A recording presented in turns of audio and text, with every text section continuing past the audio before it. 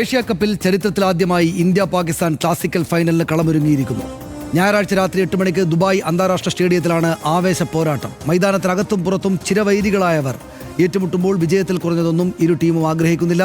വിജയം രാജ്യത്തിന്റെ അഭിമാന പ്രശ്നമാണ് എന്ന ചർച്ചകളുമായി ഇരു ടീമുകളുടെയും ഓരോ വിഭാഗം ആരാധകരും സമൂഹ മാധ്യമങ്ങളിൽ സജീവമാണ്. കഴിഞ്ഞ മത്സരങ്ങളിലെ കളത്തിന് പുറത്തേക്ക് നീണ്ട പോരാട്ടത്തിൽ ഇന്ത്യ പാക് താരങ്ങൾക്കെതിരെ ICC ഇന്ന് നടപടിയും എടുത്തിട്ടുണ്ട്. RDX റാപ്പ് ആദ്യം.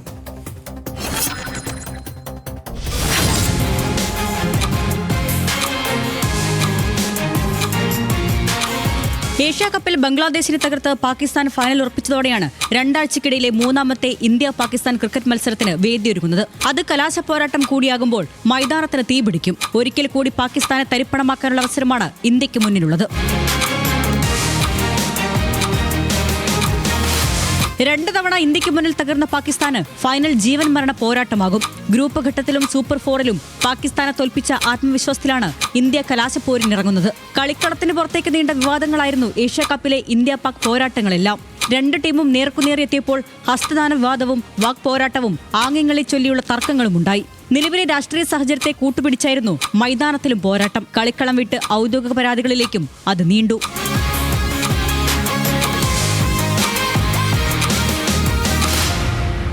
RDX rap news Malayalam.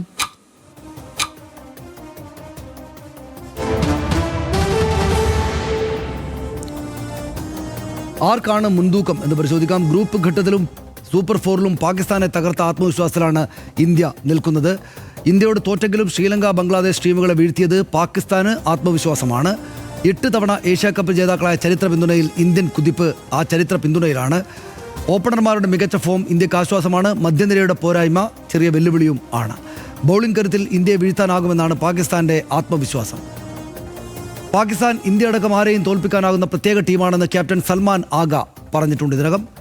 Group ഘട്ടത്തിലും സൂപ്പർ 4-ലും ഇരു ടീമും ഏറ്റുമുട്ടിയപ്പോൾ വിവാദങ്ങളുണ്ടായിരുന്നു.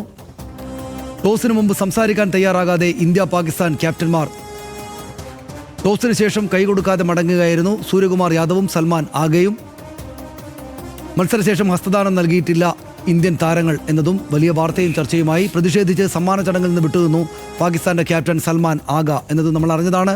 സൂപ്പർ 4 പോരാട്ടത്തിനിടെ പ്രകോപനാംഗങ്ങളുമായിട്ട് പാക് താരങ്ങൾ രംഗത്ത് വന്നു. 6 വിമാനം വീഴ്ത്തിയെന്നതും ബാറ്റ് തോക്കാക്കിയുള്ള ആംഗ്യവും പാക് താരങ്ങൾ കാണിച്ചു. കളിക്കളത്തിന് പുറത്തെ പോരാട്ടം എന്ന നിലക്ക് ഹാരിസ് റൌഫിനും സാഹിബ് സാദ ഫർഹാനുമെതിരെ BCCIയുടെ പരാതിയിൽ ICC നടപടി, പിഴ ചുമത്തി. അവർക്ക് 2 പേർക്കുമെതിരെ വിജയം. പഹൽഗാമിൽ കൊല്ലപ്പെട്ടവർക്ക് സമർപ്പിച്ചതിൽ സൂര്യകുമാർ യാദവിന് ICCയുടെ പിഴശിക്ഷ അതുമായി ബന്ധപ്പെട്ടുമുണ്ടായി. രാഷ്ട്രീയ പ്രസ്താവനകളിൽ നിന്ന് വിട്ടുനിൽക്കണമെന്ന് സൂര്യകുമാറിനോട് മാച്ച് റഫറി ആവശ്യപ്പെടുകയും ചെയ്തിട്ടുണ്ട്. ഇത്രയുമാണ് എനിക്ക് ഓർമ്മയുണ്ട് ഹർഷൻ. അതായത് കളി, പ്രത്യേകിച്ചും ഇന്ത്യയും പാകിസ്ഥാനും തമ്മിലുള്ള ക്രിക്കറ്റ് കളിയും വലിയ ആവേശത്തോടെ ഒരു യുദ്ധം എന്ന മട്ടിൽ തന്നെ കൊണ്ടുപോകുമായിരുന്നു. പക്ഷേ പരസ്പരം കളിക്കാരെ കാണുന്നതും അവരെക്കുറിച്ച് ചർച്ച ചെയ്യുന്നതും ഒക്കെ വലിയ ഇഷ്ടമായിട്ടുള്ളൊരു കാലം ഉണ്ടായിരുന്നു. അവിടെ പാകിസ്ഥാനിലെ ഇമ്രാൻഖാൻ, പിന്നീട് രാഷ്ട്രീയക്കാരൊക്കെ ആയിട്ടുള്ള കളിക്കാരൊക്കെ ഇവിടെ വളരെ പ്രിയങ്കരായിട്ടുള്ള ആളുകളായിരുന്നു. പക്ഷെ അത് മാറിയിട്ട് കളിക്കുന്നിടത്ത് നിന്ന് സ്പോർട്സ്മാൻ സ്പിരിറ്റ് ഇല്ലാതെ കൈ കൊടുക്കാൻ പോലും തയ്യാറാകാത്ത അവസ്ഥയിലേക്ക് മാറി. ഇപ്പോൾ വീണ്ടും ഒരു കളി വരികയാണ്. പഴയ നിഷ്കളങ്കതയോടെയും സന്തോഷത്തോടെയും എല്ലാവരുടെയും കളിയൊന്ന് കണ്ട് ആസ്വദിക്കാമെന്ന ആനന്ദത്തോടെയും കാണാൻ പറ്റാത്തൊരു പരിപാടിയായിട്ട് ഇത് മാറിയിട്ടുണ്ടാകുമോ ഇതിനകം?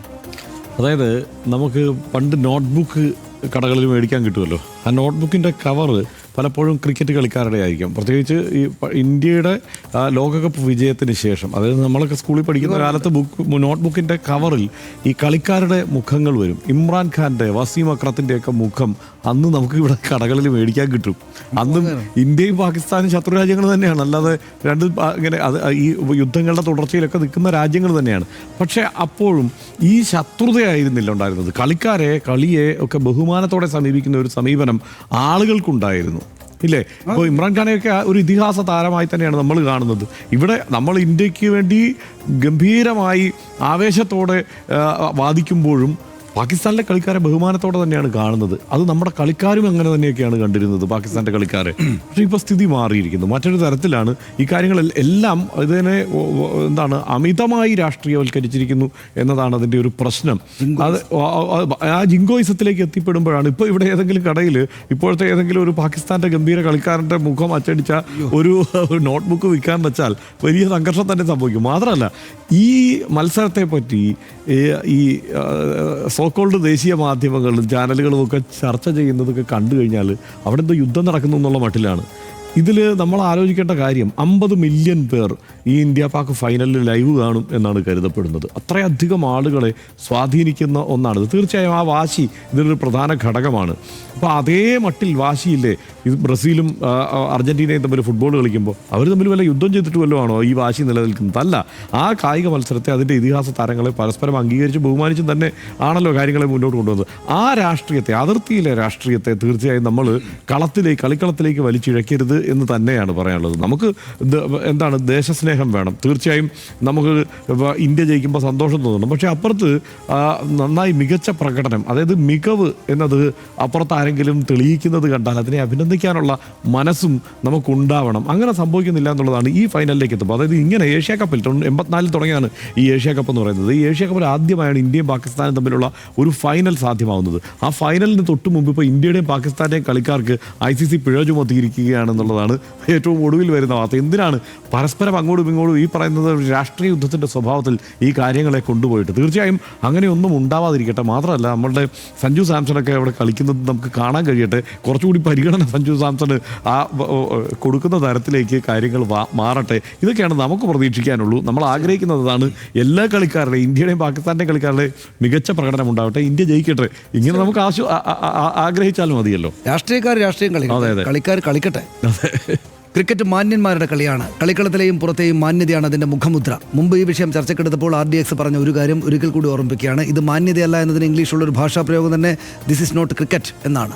നടക്കാൻ പോകുന്ന യുദ്ധമല്ല, കളിയാണ്. ഏറ്റവും മികച്ച 2 ടീമുകൾ ഏറ്റുമുട്ടുമ്പോൾ ഏറ്റവും മികച്ചൊരു മത്സരം തന്നെ കളിയാസ്വാദകർക്ക് കിട്ടട്ടെ. ദുബായ് സ്റ്റേഡിയത്തിൽ നടക്കാൻ പോകുന്ന യുദ്ധമല്ല, ക്രിക്കറ്റ് മത്സരമാണെന്ന് RDX ആവർത്തിച്ച് ഓർമ്മിപ്പിക്കട്ടെ. കളി മൈതാനങ്ങൾക്ക് വൈരങ്ങളെ ഉരുക്കാനാകുമെങ്കിൽ ഉരുക്കട്ടെ, കുറഞ്ഞത് വൈരങ്ങളെ വളർത്താതെ ഇരിക്കട്ടെ.